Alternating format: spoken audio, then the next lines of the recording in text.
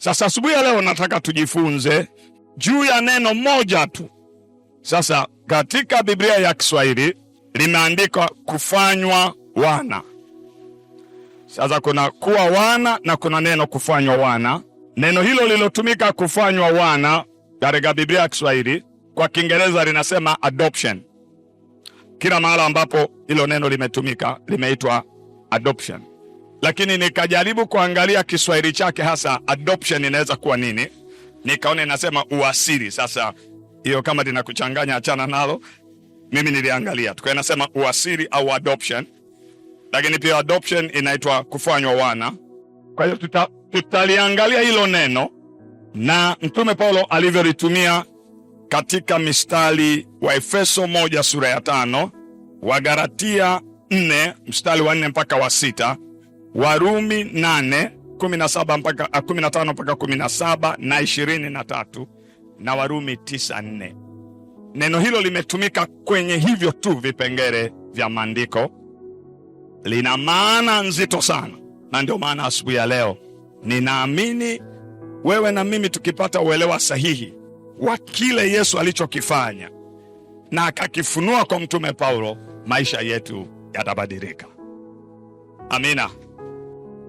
Ninatamani tujue mambo yafuatayo. Wokovu wetu unahusu pande mbili. Unahusu tumeokolewa kutoka kwenda. Amina. Kuna tulikotolewa na kuna tulikowekwa. Sasa mara nyingi msisitizo wetu, na ni sawa, hata hapa tumekuwa tukihubiri sana kuhusu tulikotoka. Kwa hiyo leo nitakuwa naangalia kipengele kimoja tu, tuliko kwenda, tulipookolewa. Bwana Yesu asifiwe. Unajua, kwa mfano, ukiwa na mtu yuko kwenye hatari ya moto, nyumba imeungua, unapomwokoa unamtoa kule, lakini lazima umweke sehemu salama, kwa sababu unaweza ukakuta kuna nguzo ya umeme imedondoka, si ndio hivyo? Ukimtoa ukamrusha ovyo ovyo, unaweza ukamtoa kwenye hatari moja ukamweka kwenye hatari nyingine. Lakini wokovu tulioupokea umetutoa kwenye hatari ukatuweka kwenye salama. Kwa ni lazima kuzijua pande zote mbili. Nimetolewa kutoka, nikawekwa kwenye, na hicho ni cha msingi sana. Tulitolewa miaka 2000 iliyopita, tukawekwa kwenye kitu tunachoendelea kukiishi mpaka atakaporudi. Mtu mmoja ananielewa? Naomba unifuate vizuri, kwa sababu ukinielewa itakusaidia na inakusaidia kujenga maisha ya wokovu na kuishi maisha ya ushindi sana. Jina la Bwana libarikiwe. Miaka 2000 iliyopita Kristo Yesu alikufa, dhambi zetu zikasamehewa. Amen? Zikasamehewa. Kwa sisi tulitolewa kutoka kwenye dhambi, tukasamehewa, kwenye uadui na Mungu, kwenye mambo kadha wa kadha. Hayo tulitolewa. Sasa tukaingizwa katika kitu kingine. Na moja ya kitu ambacho tumeingizwa ni kufanywa kuwa wana. Tolewa kwenye utumwa, kuingizwa kwenye wana. Mtu mmoja ananielewa? Haleluya, wana wa Mungu. Haleluya, wana wa Mungu. Mwambie jirani yako, wewe ni mwana wa Mungu. Alafu piga kelele, sema mimi ni mwana wa Mungu. Yani ni hakika, hutaki kuwa na mashaka. Jina la Bwana libarikiwe. Na ndio maana leo tutakuwa tunaangalia hilo neno kufanywa kuwa wana wa Mungu. Sasa nataka kwanza nikusaidie kitu kimoja. Watu wengi tunapoangalia neno adoption au kufanywa wana au uasilia kwa lugha ya Kiswahili, tuna picha ya jinsi ambavyo tuna adopti watoto leo. Unakakuta katoto hakana baba, maskini kamechoka, unakachukua, unakahurumia. Alafu kazi kubwa unayofanya ni kumtunza tu. Amen? Lakini bado anajulikana mtoto aliyekuwa adopted. Ndio ilivyo hivyo. Hata ukiingia atakwambia hawa ni watoto wangu wa kuzaa. Huyu ni mtoto tulimchukua kumlea. Hello?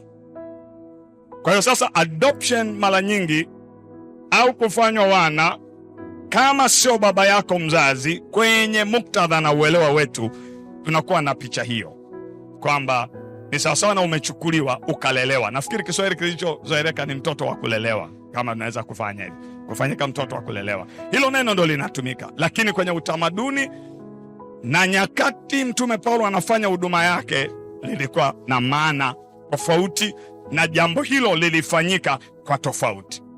Kwa hiyo ili niweze kupata uelewa wa neno lenyewe kufanywa wana, ni lazima nirudi kwenye nyakati ambazo Mtume Paulo anaandika, kwa sababu anapowaandikia Warumi, anapowaandikia Wagalatia, wote hao walikuwa chini ya dola ya Rumi, walikuwa wanajua kufanywa kuwa mwana, wewe ambaye sio mtoto wa familia, mchakato unafanyikaje.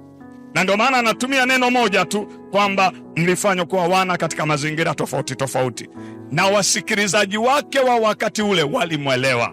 Na ninatamani leo tusafiri kama miaka 2000 iliyopita, twende kwenye empire au kwenye dola ya Kirumi, tupate kuona neno hilo lilikuwa na maana gani, lilikuwa na taswira gani, ili litusaidie kuelewa Mungu anaposema kwa Roho wake Mtakatifu ya kwamba tumefanywa wana, anamaanisha nini katika utamaduni wa Kirumi. Na wakati Mtume Paulo anafanya huduma hii, mtu aliweza kuchukua mtu mzima ambaye sio mtoto wake. Amina. Familia, baba na mama, wakachukua mtu wakamwadopti au wakamfanya kuwa mwana wao katika familia yao. Bwana asifiwe. Sasa kulikuwa na mambo yaliyokuwa yanamaanisha kitendo hicho. Jambo la kwanza, mtu huyo alibadilisha familia. Lilikuwa ni tendo la kisheria, linafanyika kisheria kabisa, sio kimtaani. Lilikuwa linatambulika na sheria ya Kirumi, na kitendo hicho kinapotokea, mtu huyo anapokuwa amefanywa mwana wa familia nyingine, maana yake moja, anabadilisha utambulisho wa kifamilia.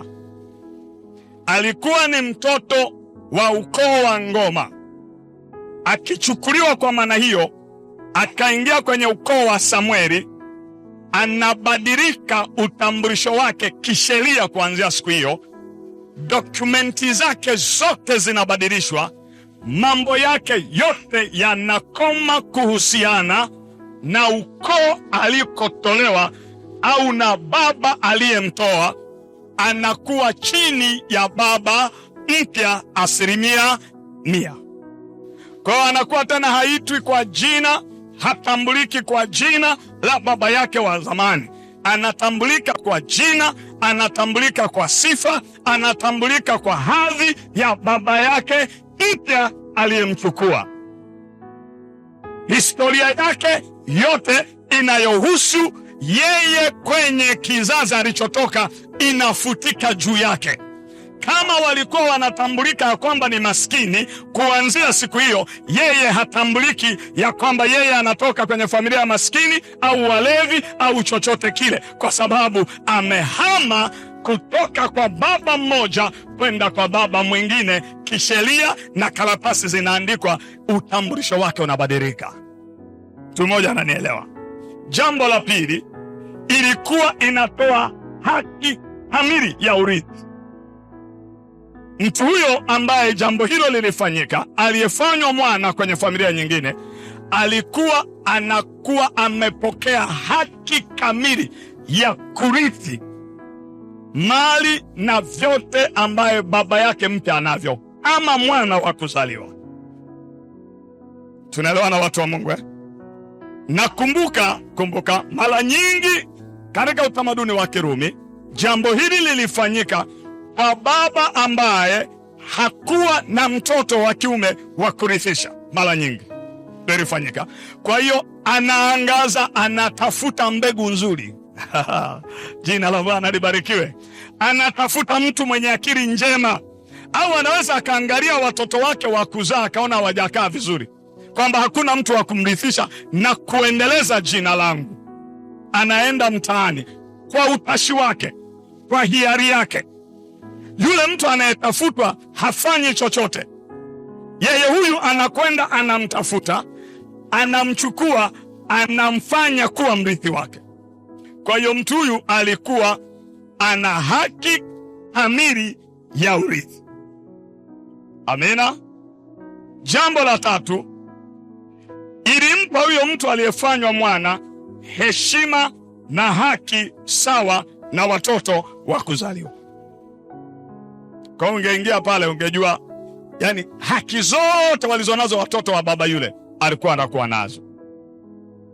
Namba 4, ilimweka mtoto huyo chini ya mamlaka kamili ya baba mpya. Yule baba mwingine mamlaka yake ilikoma. Tumeelewana? Umeelewa hayo mambo manne? Kwa sababu ili ulielewe neno hili na ulitafasiri vizuri, Mtume Paulo analitumia akiwa ana maana hii, alafu analeta maana ya kiroho na kile kilichotokea kwetu. Umeanza kupata sasa maana ya wewe kufanywa mwana. Umeanza kuelewa?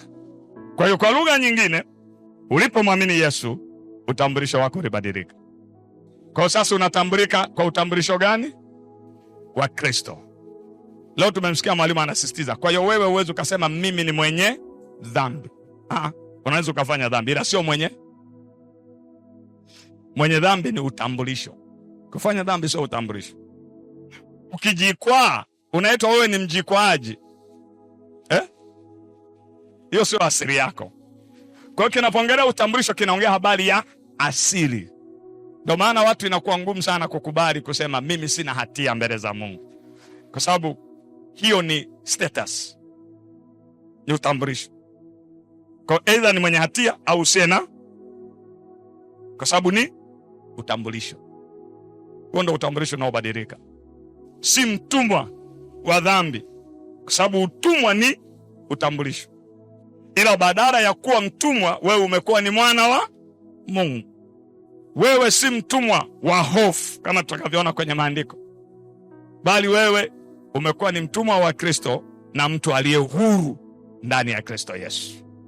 Tunaelewa tofauti ya utambulisho na jambo kutokea. Tunaelewa vizuri tofauti ya utambulisho. Kitu kinachomfanya mtu atambulike kwacho, hiyo ni anasema na identity yake. Wewe nikupe mfano rais. Mtu akipita hapa Tanzania anakuwa ni Mtanzania? Sio Mtanzania. Kwa sababu amepita tu. Kwa sio Mtanzania. Amepita Tanzania lakini sio Mtanzania. Hello? Sasa na mtu anayepita kanisani alafu hajaokoka, hajabadilisha utambulisho, sio mwenye haki. Kapita tu. Utambulisho wake haujabadilika. Haujamfanya kuwa mwenye haki. Kwa sababu kuna kitu kinachombadilisha mtu. Fanywa kuwa mwana, utambulisho wako, moja ya jambo la msingi, unabadilishwa. Utambulisho wa kifamilia ndio ulikuwa unafanyika. Kwa na wewe utambulisho wako ulipompokea Yesu. Yesu alitufanya sisi waamini kuwa wana.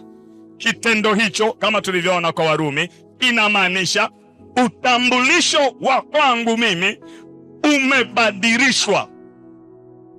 Sitambuliki kwa ule utu wa kale na utawala wa shetani, natambulika kwa utu mpya na utendaji kazi wa Mungu katika maisha yangu. Acha kujitambulisha kwa historia. Jitambulishe kwa kile ulichofanywa kuwa ndani ya Kristo Yesu. Na kujitambulisha sio kusema tu.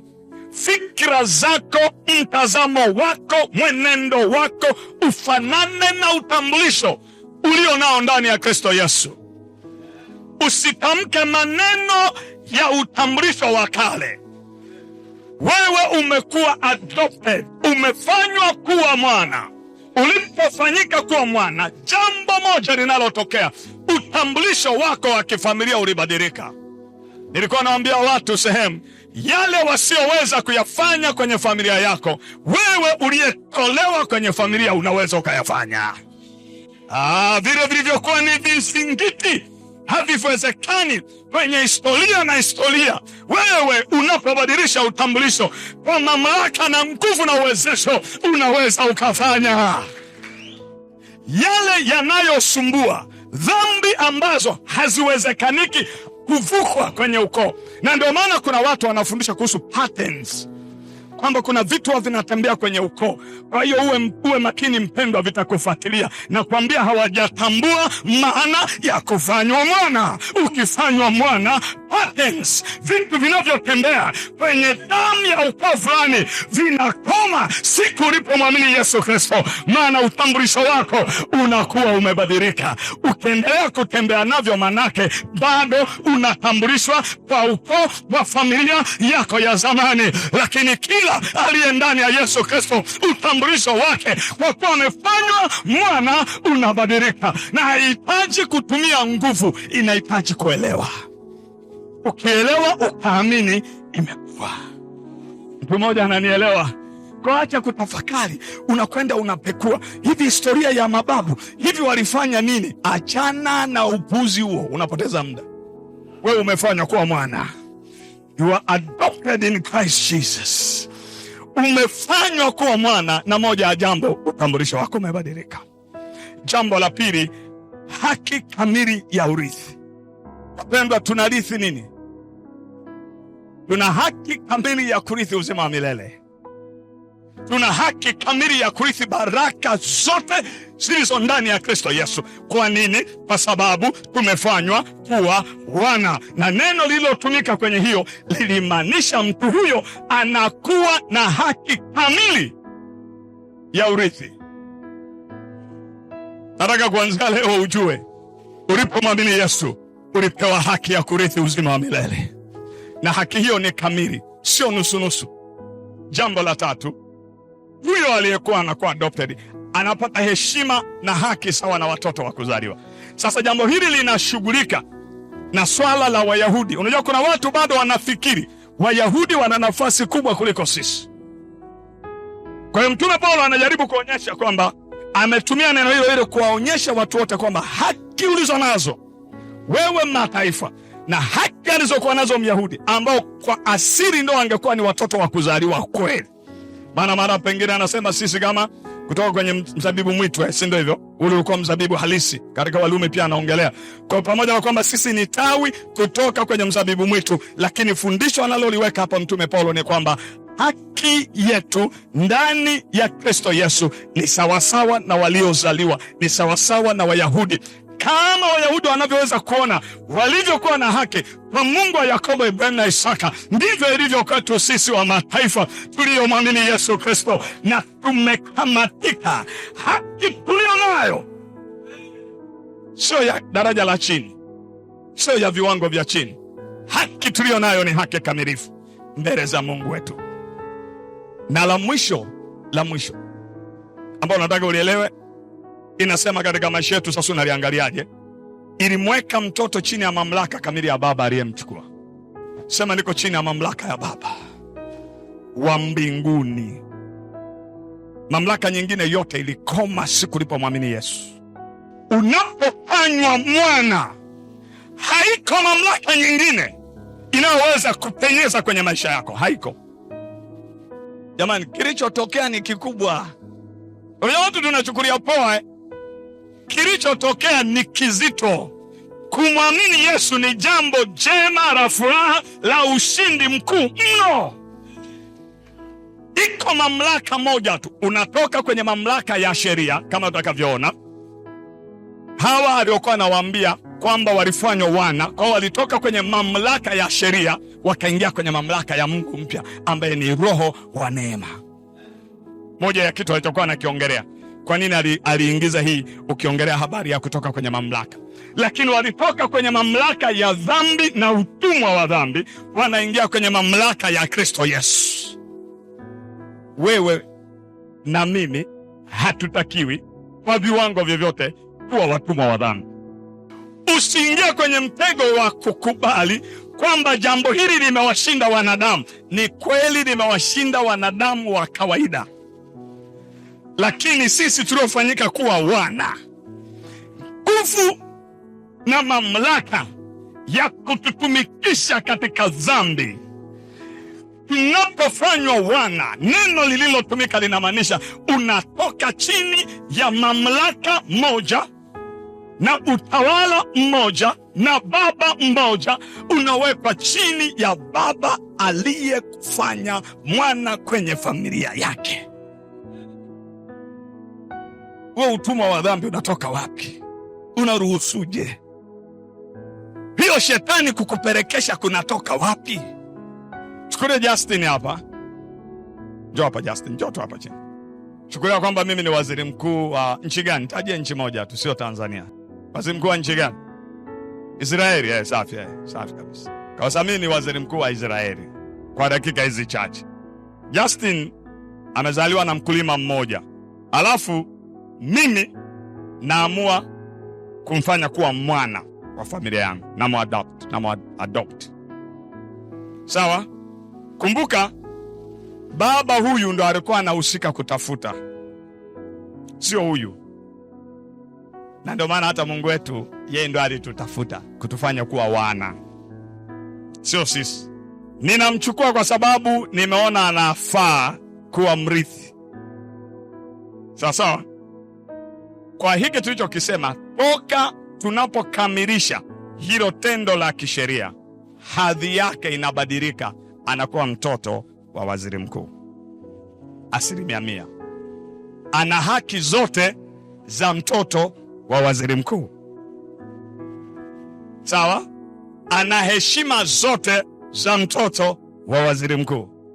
Kwa hiyo wewe na mimi tulipomwamini Yesu, pamoja na kusamehewa dhambi na mengine yote aliyotokea, kwa maana ya kufanywa wana, kwa maana wote waliompokea aliwapa uweza wa kufanyika watoto wa nani? Wa Mungu, si kwa mapenzi ya mwanadamu, bali kwa mapenzi yake mwenyewe. Taona hata hapa kwa uradhi wa mapenzi yake mwenyewe. Unapomwamini Yesu, unapofanyika kuwa mwana, hadhi yako inakuwa hadhi ya mtoto wa baba yako mpya, ambaye ni baba yetu wa mbinguni. Mungu wa mbinguni akubariki. Ukiwa na hadhi ya baba wa mbinguni ungejisikia vizuri zaidi, kwa sababu utaacha kujiangalia, kujiweka kwenye hadhi kulingana na kilicho mfukoni au kiwango chako cha elimu au sura yako au chochote kingine ambacho dunia inaweka hadhi. Hadhi yako kuanzia unapomwamini Yesu inakuwa ni hadhi ya mtoto wa muumba wa mbingu na nchi, ndiye baba yako. Na ndio maana Roho Mtakatifu katika kulipenda hilo anatufanya tumuite baba. Si kama mtu anaelewa kwamba yeye amefanyika kuwa mtoto wa Mungu wa mbinguni. Hadhi yako, haki zako, status yako imebadilika kuanzia ulipomwamini Yesu, kutoka kwenye unyakyusa, kutoka kwenye usukuma, kutoka kwenye familia ya magomvi, kutoka kwenye familia ya umasikini, kutoka kwenye familia ya magonjwa, kutoka kwenye familia isiyoeleweka, isiyo na mbele wala nyuma, ukahamishwa kutoka kwenye utumwa wa dhambi, kutoka kwenye laana zote za dhambi na mababu, ukaingizwa kwa baba mpya, anaitwa Mungu wa Baba wa Bwana wetu Yesu Kristo. Huyo ndo amefanyika kuwa baba mpya, na tuko chini ya mamlaka yake. Kwa lugha nyingine, anahusika na maisha yangu saa 24 kwa siku, siku 7 kwa wiki. Inyeshe mvua, jua liwake, uchumi uyumbe, uchumi usimame, wasimame kinyume nami, wasimame upande wangu, waniongee vibaya, waniongee vizuri, wanichukie, wanipende, lolote, katika hali zote, nyakati zote, majira yote, ninayeaba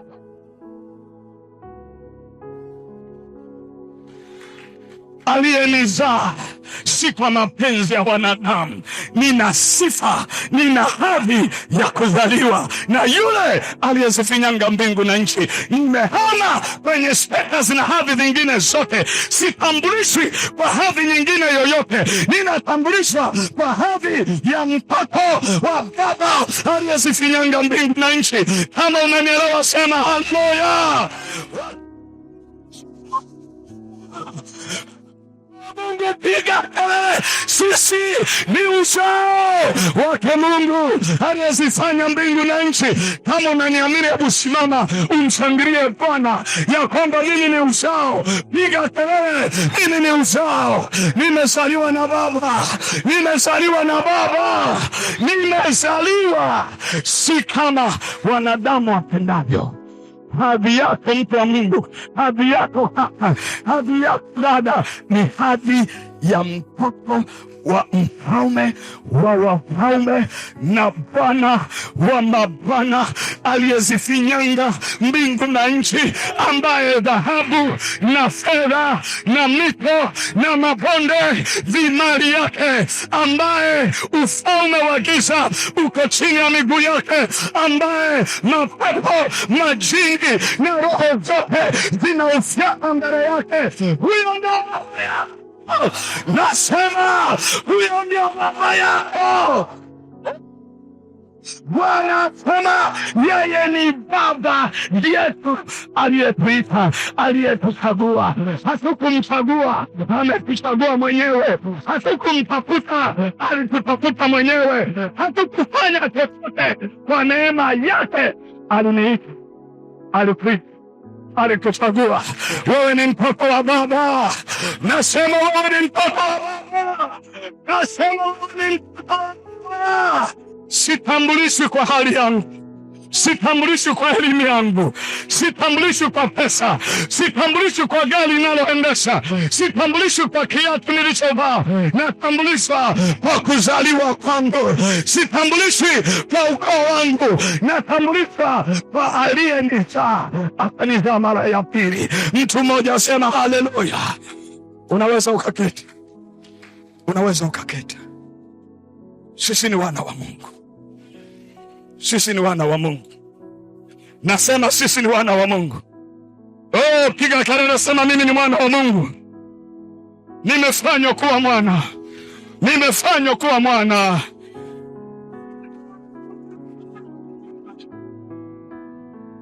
Nataka hivyo vingine vyote viondoke. Ndio naona nasisitiza.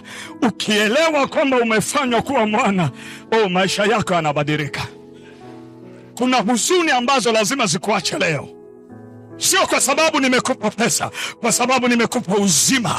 Umetambua ya kwamba identity yako, utambulisho wako hautokani na ulicho nacho, unatokana na uliye naye. Mtu mmoja sema haleluya. Unajua, kanisa linapojikita kwenye kufundisha nyanya na vitunguu, namna ya kupenyeza kwenye kupata nyanya na vitunguu, vitu ambavyo hata wanadamu wa kawaida wasiozaliwa wanaweza wakavifanya, tunajinyima utamu ulio ndani ya Kristo Yesu. Nimekuja kukwambia kiwango chako ni kikubwa kuliko vyote, na ufanye mambo kutokea hapo. Ukielewa hivi, maisha yako ya maombi yanabadilika. Utaomba kama mwana. Ukielewa hivi, huduma yako itabadilika. Utafanya huduma sio kwa kujilazimisha, sio kwa maumivu, kwa sababu yeye aliye Baba anahusika katika huduma yako. Ukielewa hivi, ndoa yako utaiendesha kwa tofauti, maana wewe ni mtoto wake yeye aliye mwanzilishi wa ndoa. Ukielewa hii, siku ukiugua utajua namna ya kukemea magonjwa. Piga kelele haleluya. Mimi ni mwana wa Mungu. Na ngoja nikwambie kitu, kama ilivyokuwa kwa Yesu ndani ya tumbo la Mariamu, hakutungwa kwa uwezo wa wanadamu, bali alitungwa kwa nguvu ya Roho Mtakatifu. Yesu anasema, anamwambia Nikodemo, amini amini nakwambia, usipozaliwa mara ya pili, kinachozaliwa kwa mwili ni mwili, kinachozaliwa kwa roho ni roho. Kama ulivyo Yesu alivyotungwa ndani ya tumbo, ndivyo ulivyookolewa. Ulitungwa ndani ya tumbo lake Jehova. Roho Mtakatifu alishuka juu yako, akakuzaa kwa upya. Aliyezaliwa siku hiyo sio yule aliyekuwa naishi, kama alivyokuwa kwa Yesu. Kilichotungwa kwa Roho Mtakatifu kilikuwa ni kitakatifu, kilikuwa na nguvu, kilikuwa na uwezo, kilikuwa na mamlaka. Ndivyo ilivyo kwake yeye aliyezaliwa mara ya pili. Kama unaamini sema haleluya. Kuna mtu amezaliwa mara ya pili. Kuna mtu amezaliwa mara ya pili. Kuna mtu amezaliwa mara ya pili. Sikia habari njema.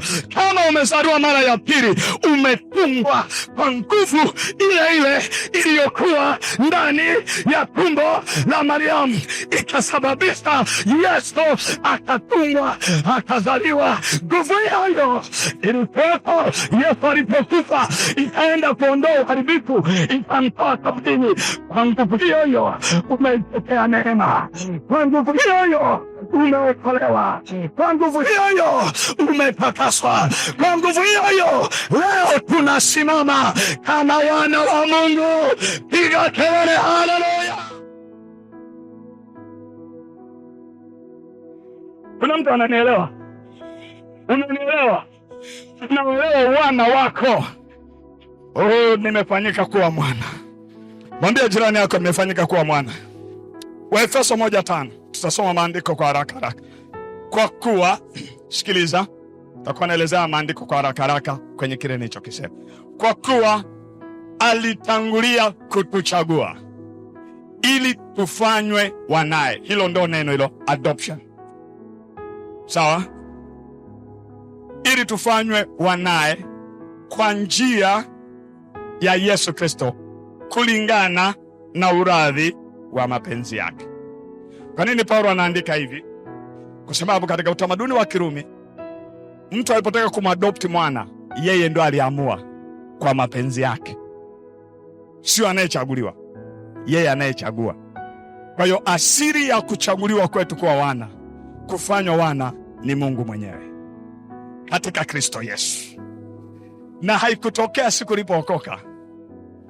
Ulichaguliwa kabla ya misingi ya dunia kuwekwa. Ulipookoka ulikubaliana na kile ambacho kimeshatokea. Kabla ya uharibifu kuingia, wewe ulichaguliwa. Kabla ya Adamu kuharibu, ulishachaguliwa kufanyika kuwa mwana. Hujachaguliwa jana 2000 ulipookoka. 2000 ulikubaliana na uchaguzi. Kwa hiyo jambo la msingi sana, kuchaguliwa kwetu hakutokani na sisi. Kunatokana na nani? Mungu. Kama alivyokuwa yule baba anayeadopt, yeye ndo alitoka akachagua. Na huyu wetu baba mpya tuliyempata alitoka akatuchagua, lakini katika Kristo Yesu. Kumbuka, katika Kristo Yesu. Na kulingana na, inatakiwa kuwa uradhi wa mapenzi yake. Yaani kulingana na anavyotaka yeye. Ndo maana yake. Wewe huna chochote kwenye kuchaguliwa kwa mwana. Hicho ndo uelewe. Alikuchagua kwa sababu yeye alikupenda. Ukijua hivyo, utampenda zaidi, utamheshimu zaidi, utamtumikia zaidi. Hukuwa na sifa yoyote ya kuchaguliwa, yeye alikuchagua. Mwambie jirani yako, nimechaguliwa sio kutokana na sifa zangu, bali ni kwa mapenzi yake Baba. Twende Wagalatia 4:4-6. Mungu linasema, ndio, hata ulipowadia utimilifu wa wakati. Ulipowadia utimilifu wa wakati, Mungu alimtuma mwanawe ambaye amezaliwa na mwanamke, amezaliwa chini ya sheria, kusudi awakomboe hao waliokuwa chini ya sheria, ili sisi tupate kupokea hali ya kuwa wana. Na kwa kuwa ninyi mmekuwa wana wa Mungu, alimtuma Roho wa mwanawe mioyoni mwetu, aliaye Aba, yani Baba. Haleluya, haleluya. Mambo mawili kutoka kwenye mstari huu. Rudi nyuma. Lakini ulipowadia utimilifu wa wakati, Mungu alimtuma mwanaye ambaye amezaliwa na mwanamke, amezaliwa chini ya sheria, kusudi awakomboe hao waliokuwa chini ya nini? Anawakomboaje? Kwa kuwafanya kuwa wana, kwa kuwa adopt. Na unajua maana nimekwambia, kwa kuwatoa chini ya baba aliyekuwa sheria na kuwahamisha chini ya baba mwingine anaitwa neema. Ndio maana anasema kufanywa wana. Nimekwambia vile vitu vinne vyote ni, la kwanza ni kubadilisha nini? Identity, utambulisho. Anawatoa kuwa chini ya sheria, wanakwenda chini nyingine, anakuwa nyingine, kubadilisha utambulisho wa kifamilia. Ndio inamaanisha kutoka mamlaka moja kwenda mamlaka nyingine. Ndio hapa Mtume Paulo anachomaanisha, kutoka chini ya sheria. Wewe bado nang'ang'ania sheria, alafu nasema umefanyika kuwa mwana, na mwana ni kuhamishwa. Haya, twende Warumi 8. Warumi 8:15 mpaka 17, alafu tutasoma na 23. Kwa kuwa hamkupokea tena roho wa utumwa iletayo hofu, bali mlipokea roho ya kufanywa wana. Tulia kwanza hapo. Roho ya utumwa, kumbuka kubadilisha nini? Identity. Kabla ilikuwa ni roho ya utumwa, ndio ilikuwa utambulisho wetu, iletayo hofu. Hofu ya ghadhabu ya Mungu, hofu ya kuhukumiwa, hofu ya kutupwa jehanamu, hofu ya shetani, hofu ya kila kitu. Bali mlipokea roho wa kufanywa wana, wa kuwa adopted, wa kubadilishwa. Yale manne tuliyoyasema, mlipokea roho moja wa kubadilisha utambulisho wenu wa kifamilia. 2, wa kuwa na haki kamili za urithi katika ufalme wa Mungu.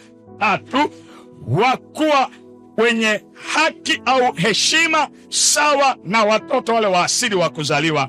Na 4, roho wa kuwa chini ya mamlaka ya Baba wa mbinguni. Huyo ndo roho uliyempokea wakati unaokoka. Unaona sasa ulichokipokea? Unakielewa? Unauelewa wokovu sasa? Kutoka kwenda, sawa? Kutoka msamaha wa dhambi kwenda kwenye hivi vitu vitamu, kutoka kwenye dhambi kuingia kwenye uhuru, kufanywa wana, ambayo kwa hiyo twalia Aba, yani baba. Aba ilikuwa ni kama unaweza kuita ni la mahusiano ya karibu, kwa maana ya Aba baba, Aba father ya Kiingereza inasema, yani baba. Kwa anaelezea tu hiyo Aba, yani baba. Kwa ni kama daddy, yani baba. Analia hivyo. Hiki ni kithibitisho cha mahusiano ya karibu. Tumefanyika kuwa karibu na Mungu. Kwa maana hata roho aliye ndani yetu analithibitisha hilo. Hatumii jina official la baba, anatumia jina la kimahusiano la baba.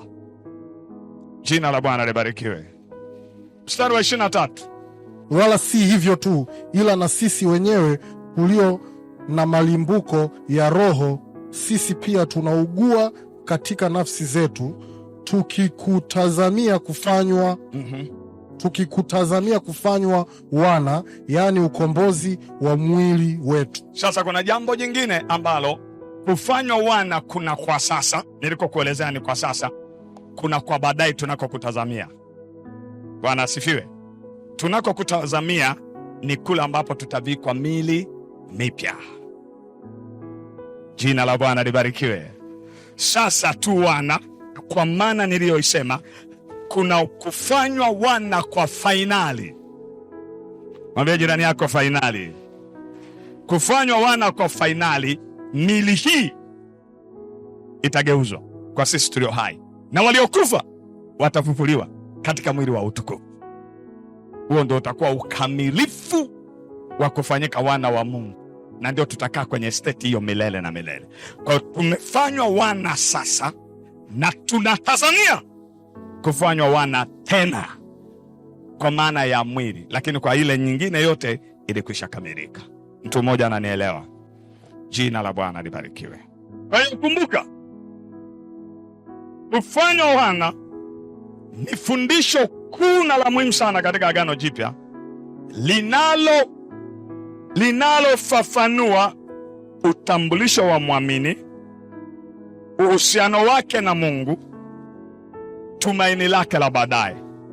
Waamini tunakaribishwa katika familia ya Mungu tukiwa na haki kamili, wajibu wa kifamilia, baraka za sasa na urithi. Bwana asifiwe, wana wa Mungu. Hebu mshike mkono jirani yako, mwombee hiki kitu kiingie. Roho Mtakatifu amsababisha aelewe. Mazikiri bakata ya maziri basaka ya manda karabaziri bakati hiri buziki yama shiba baba baba baba raba katai karabazinda karabakati ria makati hiri buziki ya makatai karabazanda karaba rika ya bakata kiri buziki ribakata ria makata kaya manda karabakati hiri buziki shiba kati hiri buziki karabakati hiri bu haribu zikri bakati hiri buzika shima kata ya makaraba ria makata kaya makata rika ya bakati hiri buziki ribakata.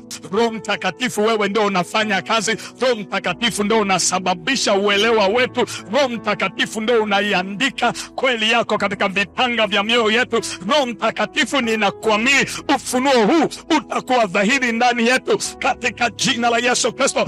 Roho Mtakatifu, Roho wa kweli, iandike kweli hii katika mioyo yetu, isilibe katika fahamu zetu, ika knock down kila mapokeo mengine yaliyo kinyume na kweli hii kwa jina la Yesu Kristo. Roho Mtakatifu, endelea kuitendea kazi ndani ya maisha ya mtu mmoja mmoja. Endelea kupindua kila ngome za fikra, kila mitazamo inayopingana na neno la Kristo katika jina la Yesu Kristo. Na sambaratisha kila ngome na fikra zinazompinga Kristo na zinazopinga kweli ya Kristo, na zisambaratisha kwa jina la Yesu Kristo.